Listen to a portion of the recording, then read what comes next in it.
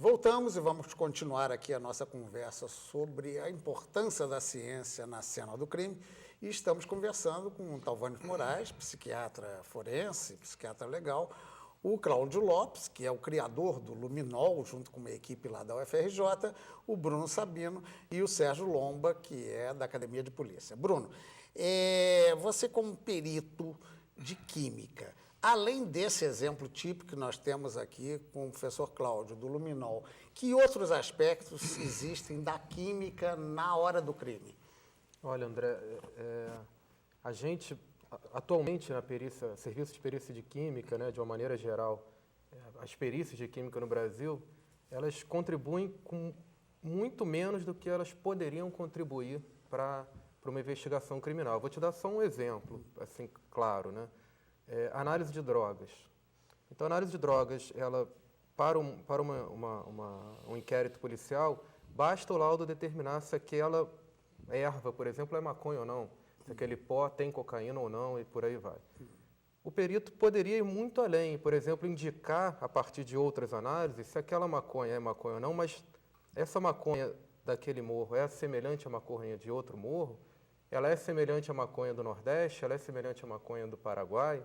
Ou seja, daria para desvendar as origens para fazer uma investigação criminal. Isso é um dos exemplos de como a química forense poderia contribuir. Mas, assim, a possibilidade de contribuição ela é tão infinita quanto a ciência. Então, a gente pode contribuir muito mais do que a gente vem contribuindo, e certamente a gente vai contribuir, né? Pequenos detalhes, inclusive, seriam possíveis também, quer dizer, exatamente, tal como sangue, substâncias poderiam estar... Existe realmente esse é um outro gênero interessante, que é a questão da sensibilidade dos métodos. Então, dependendo do tipo de metodologia que você usa, você é capaz de encontrar desde um grande objeto, né, numa cena de crime, até um grão de areia na cena do crime. Então, depende muito de quais são as ferramentas que você tem para trabalhar sobre aquele material. Então, quanto melhores forem as ferramentas, maiores podem ser as respostas do perito. Bem, já que você falou em ferramenta, eu vou ter que ir para o delegado aqui ao seu lado.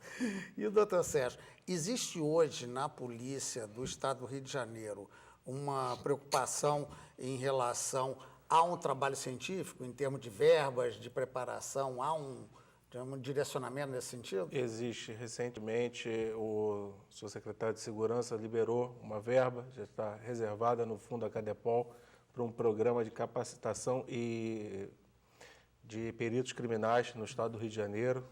Esse projeto está sendo movido pelo Sindicato dos Peritos do Rio de Janeiro, pela Associação, dos Peritos do Rio de Janeiro, em conjunto com a Cadepol. O secretário se manifestou prontamente favorável e o curso já está saindo, já iniciou.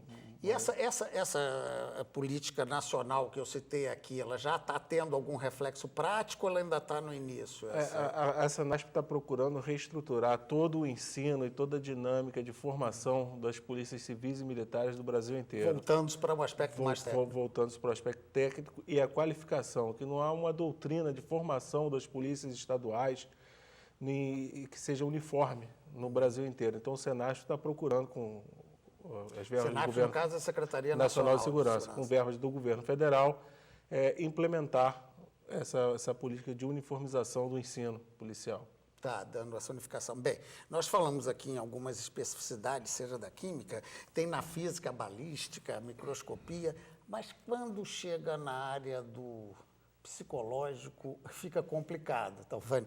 Como é que fica as pessoas, essas reações? Essa coisa de dar desculpa, movido por intensa emoção, então o jeito pode bater, pode fazer. Tem uma técnica, a gente pode dizer que é realmente técnico e preciso a capacidade de um perito nessa sua área? A área de psiquiatria e de psicologia podem contribuir e contribuem significativamente para a investigação. Por exemplo, a questão do interrogatório. Hoje existem técnicas bem estudadas, as polícias de outros países usam, como fazer o interrogatório, não só do acusado, como também como ouvir as testemunhas. Então, o encadeamento de determinados grupos de perguntas, as chamadas perguntas indutivas que têm que ser evitadas, porque há perguntas que você faz e já está quase que exigindo uma resposta, né? não dá chance. Então, isso é importante, porque isso pode ser cobrado, por exemplo, dentro do princípio de ampla defesa, futuramente na ação penal, vamos supor que o acusado foi interrogado de determinada forma. A defesa dele, o advogado, pode tentar impugnar aquele depoimento dizendo, não, ele foi induzido a dizer isso. Então, são técnicas. Por outro lado, a psiquiatria forense, que é a área que eu sempre trabalhei, né, no médico legal, ela é muito interessante porque ela aborda a questão da condição mental do agressor no momento do crime, que é o que a lei penal exige. Aí é que é a minha dúvida, realmente. Como você vai para o julgamento, não, mas na época do crime, há possibilidade de precisão? Porque certa feita, eu vou até contar aqui, um determinado magistrado, que é meu amigo, mas na época ele não tinha muita intimidade comigo, ele me perguntou, doutor, não seria melhor se o perito, ao examinar o acusado, estivesse no momento do crime, para atender essa pergunta? Eu digo, excelência, melhor seria, facilitaria. Só que isso é impossível, porque se ele estiver na cena do crime, ele não pode ser perito. Ou ele é coautor, testemunha ou réu. Não há outra possibilidade, se ele estiver na hora. Por quê? Porque a investigação, e aí abrange também a psiquiatria, ela é sempre uma análise retrospectiva. Quer dizer, você faz uma análise retrocedendo ao fato. Mas é uma análise segura, tecnicamente segura, isso é que é importante. Às vezes as pessoas acham que é um pouco de adivinhação e não é. Porque quando você estuda, por exemplo, cena do crime, que é o assunto que nós estamos discutindo, a cena do crime é riquíssima em informações para o psiquiatra forense também. Porque como a lei pergunta quais as condições de discernimento do acusado na hora do crime, ele vai revelar essas condições pelo teatro da ação. Ele usou determinadas cautelas, ele teve o cuidado de fazer desaparecer indícios e provas. Tudo isso demonstra o quê? Demonstra a lucidez dele. Quer dizer, quando ele planeja o crime... Quer dizer, vocês não examinam só o estado mental, tecnicamente falando, do indivíduo, mas também o momento em que a coisa ocorre. O perito psiquiatra, ele tem que ler os autos do inquérito ou da ação penal, não importa, ele tem que ler os autos. Porque dentro dos autos, mesmo informações leigas, às vezes um vizinho que diz, não, ele desde garoto era meio maluquinho. Isso é uma informação importante para o psiquiatra. Quer dizer, toda a historicidade do indivíduo. E a própria atitude que ele tem diante do agente de autoridade, porque o condutor testemunha, quando presta informação, no caso do flagrante, ele diz para a autoridade policial, doutor, ele apresentou assim, um estado meio estranho, não estava dizendo coisa com coisa, parecia que estava bêbado. Às vezes o policial, exatamente pela falta de conhecimento técnico, um surto mental, ele acha que é um problema de embriaguez ou de droga. Ele não raciocina, porque, é claro, não está treinado, ele não é psiquiatra para fazer esse tipo de diagnóstico. Aliás, esse aspecto do treinamento dos policiais, eu acho fundamental. Foi falado aqui pelo doutor Sérgio. Por quê? Porque é uma coisa que eu acho que nós poderíamos discutir mais detalhadamente de local de crime, que é a preservação do local. Preservação do local é fundamental. Infelizmente, muitos dos nossos policiais, não por culpa deles, mas por falta de preparo, eles desconhecem a importância de não tocar nos objetos no local de crime. Quer ver um ato simples? Geralmente, quando o policial chega ao local do crime, e se é um local fechado e tem um telefone, a primeira coisa que ele faz é ligar para a delegacia. Sem luva, talvez? Não. Quando ele liga, ele desmancha a última ligação, no caso do redial. É verdade. Que a perícia vai tentar localizar. Qual foi o último número que a vítima ligou? Está ali o cadáver. Ele retira, às vezes, a posição de uma arma. Houve um caso até jocoso lá no Instituto Criminalística, me contou um perito criminal, que ele chegou ao local e viu que a arma estava fora do local, estava muito longe, e a suposição era de suicídio. Aí ele perguntou para o policial, ele disse, não, eu realmente estava aqui essa arma aqui, eu levei para lá, né? Não disse por que razão, mas se o senhor quiser, eu boto no lugar outra vez. Ou seja, ele não tem nem noção de que o local de crime forma como caiu a arma não pode ser violado, não pode ser violado. Porque o que faz o perito criminal, ele vai fazer também toda uma leitura própria. E, finalmente, para não me alongar, eu queria dizer que o próprio cadáver, existem até livros que usam isso de maneira literária, essa expressão. O cadáver conta a sua história. Quando eu falo isso, às vezes os alunos se assustam. Ué, mas o cadáver não fala. Eu digo, fala muito.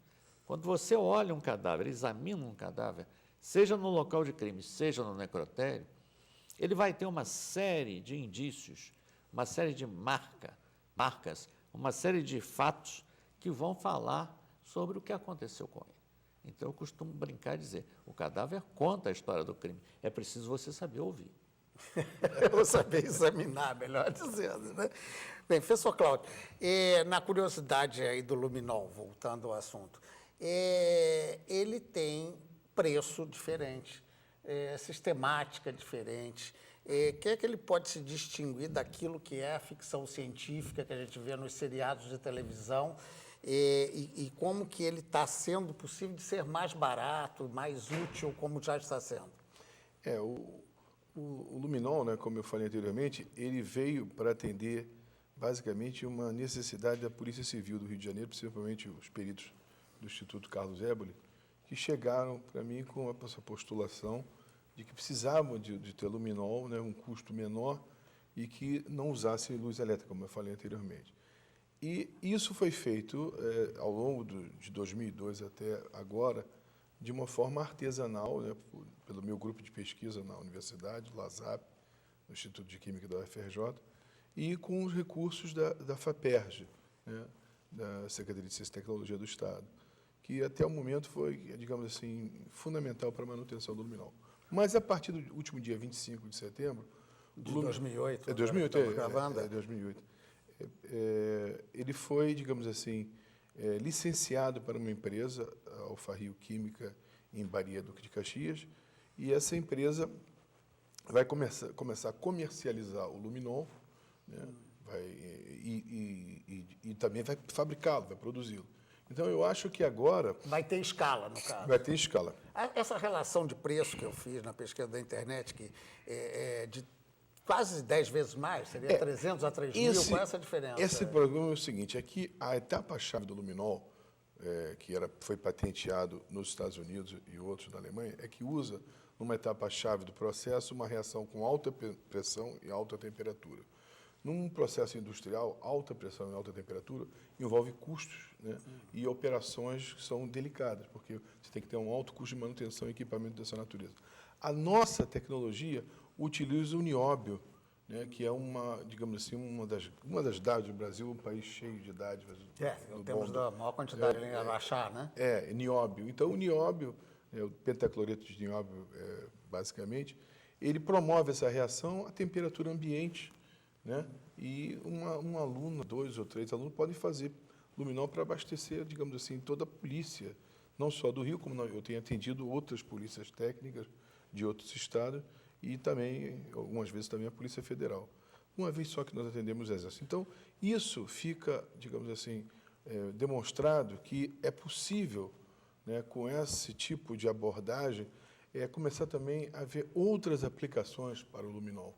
Né? Bem, eu vou pedir uma pausa, que nós vamos para o intervalo, senão já ia contar outra aplicação, a gente já não ia sair daqui. Tá. Vou fazer um intervalo, vamos ficar com esse suspense, porque tem muita coisa que a pesquisa, no caso do Dr. Cláudio, pode avançar na questão do luminol. Um instantinho só que voltamos já já.